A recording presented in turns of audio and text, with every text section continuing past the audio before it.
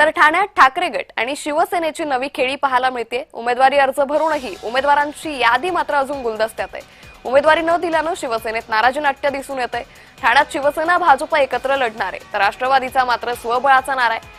ठाकरे गट, शरद पवार गट त्याचबरोबर मनसे हे एकत्र लढणार आहे। त्यामुळे युती आणि आघाडी अशी यावेळी समीकरणं जरी दिसत असली तरी राष्ट्रवादी मात्र स्वबळावर लढतीये। मात्र याच वेळी शिवसेना आणि ठाकरे गटाची मात्र नवी खेळी ही पाहायला मिळते। तर या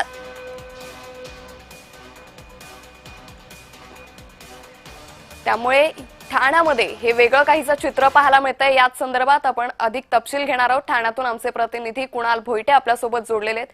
कुणाल, आपण पाहतोय ठाण्यामध्ये हे वेगळं चित्र म्हणजे वेगळी रणनीती ठाकरे गटाची आणि शिवसेनेची पाहायला मिळते। उमेदवारी अर्ज भरून झालेला आहे, मात्र उमेदवारांची यादी गुलदस्त्यात ठेवली आहे। काय नेमकी ही रणनीती? अंकिता, एकंदरीत पाहायचं झालं तर काल ज्याप्रमाणे एबी फॉर्मचं वाटप करण्यात आलं आणि त्यानंतर सर्वच जे नाराज आहेत, इच्छुक उमेदवार जे नाराज होते त्यांनी अपक्ष देखील फॉर्म भरलेला आहे। त्यामुळे संपूर्ण जी यादी आहे म्हणजे 87 जागांवरती शिवसेना लढते, मात्र या 87 जागांवर कोण कुठल्या जागेवर लढतंय ही अद्याप यादी दिलेली नाहीये। कारण जे काही नाराज आहेत, नाराजीचा सूर मोठ्या प्रमाणात होता। अनेक जणांनी राजीनामा देखील दिलेले आहेत।